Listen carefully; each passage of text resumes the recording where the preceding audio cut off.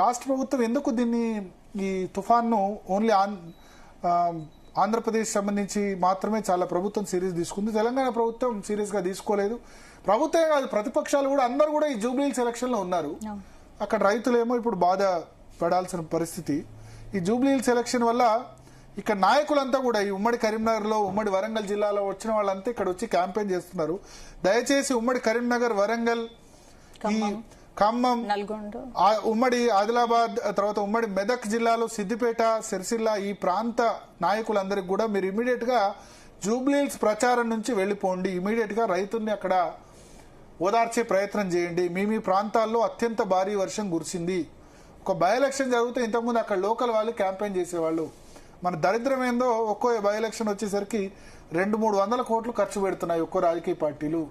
ఇప్పుడు రైతుల దగ్గర ఉండాల్సిన వాళ్ళంతా కూడా అక్కడ వచ్చేసారు. అధికార యంత్రాంగం, ప్రభుత్వం ఎవరు కూడా పట్టించుకోలేదు. అంతా జూబ్లీహిల్స్ ఎలక్షన్ మీద అయ్యారు. తుఫాన్ తర్వాత ఆంధ్రప్రదేశ్ తర్వాత తెలంగాణకు వస్తుందని నిన్న రాత్రి మనం చెప్పాం.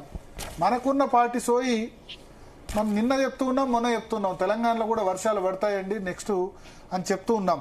బట్ వ్యవసాయ శాఖ పట్టించుకోలేదు. మార్కెటింగ్ వాళ్ళైనా చెప్పాలి కనీసం. రైతులు రెడీ ఉంటది కదా, కొన్ని రోజులు 3-4 రోజుల తర్వాత ధాన్యం కోయొచ్చులేని అనుకుంటారు కదా, కోసి ఎక్కడైనా సేఫ్ గా పెట్టినా అయ్యి ఉండేది. ఇప్పుడు అపారమైన పంట నష్టం ఈ వాయుగుండం వల్ల.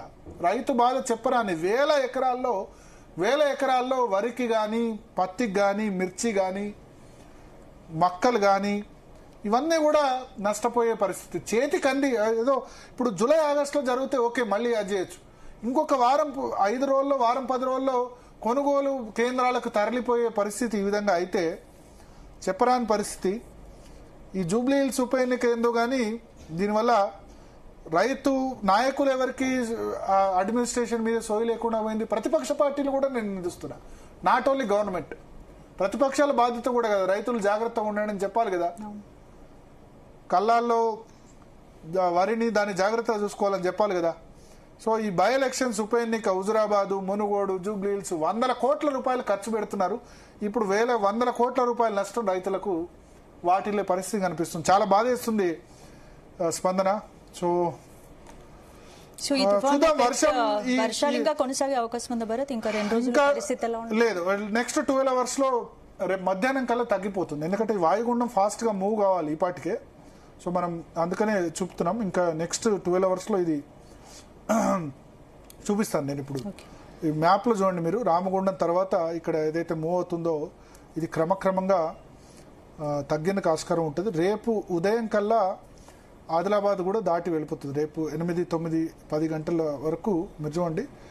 రేపు మధ్యాహ్నం 1 గంటకే ఏ సిచ్యువేషన్ ఉంటుంది. అప్పుడు తెలంగాణ మొత్తం, హైదరాబాద్ కానీ తెలంగాణ ప్లెయిన్ గా ఉంటుంది. కొంచెం లైట్ రెయిన్ఫాల్ జగిత్యాల ఇట్లా ఆదిలాబాద్ వరకు ఉండొచ్చు రేపు మధ్యాహ్నం 1 గంట వరకు. అదే సాయంత్రం వరకు చూస్తే మొత్తం క్లియర్ అయిపోతుంది. సాయంత్రం వరకు కల్లా పూర్తిగా క్లియర్ అయ్యేందుకు ఆస్కారం ఉంది. సో రైతు కోసం ప్రార్థిద్దాం. ముఖ్యంగా వరంగల్లో, ఉమ్మడి వరంగల్ జిల్లాలో, తర్వాత ఉమ్మడి కరీంనగర్ జిల్లాలో వర్షం సాధ్యమైనంత వర్షం రావద్దని ఎవరు కోరుకోరు, కానీ చాలా ఎక్కువ వర్షపాతం నమోదైంది ఈసారి. ఇప్పుడు అకాల వర్షం, ఇది చెడగొట్టుడు వానలు అంటారు. ఇప్పుడు చెడగొట్టే వాన. సాధ్యమైన త్వరగా ఈ వర్షం తగ్గాలని మనం ప్రార్థిద్దాం. మేబీ రాత్రి 1 గంట 2 గంటల తర్వాత సిగ్నిఫికెంట్ గా తగ్గొచ్చు. బట్ ఇప్పటికీ నాకు అక్కడ వెదర్ మ్యాప్ లో క్లియర్ గా ఇది 8 గంటల 2 నిమిషాలకు 8 గంటల 2 నిమిషాలకు 8 గంటల 12 నిమిషాలు 10 నిమిషాల క్రితం కూడా ఇంకా కూడా హన్మకొండ, వరంగల్, కరీంనగర్ లో వర్షం అక్కడ కనిపిస్తుంది. కానీ క్రమక్రమంగా తగ్గే సూచనలు మనకు కనిపిస్తున్నాయి. రైట్, ఇక నెక్స్ట్ టాపిక్ లోకి వెళ్లే ముందు డిఎన్ఏలో షార్ట్ బ్రేక్ తీసుకుందాం. స్టేట్